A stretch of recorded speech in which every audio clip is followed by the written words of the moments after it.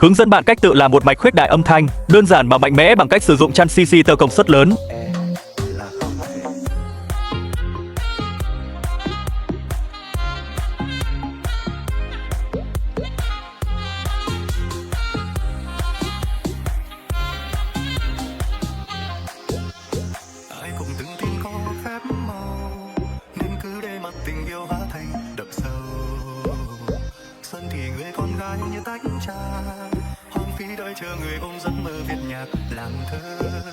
Thế là xong, thật đơn giản phải không nào?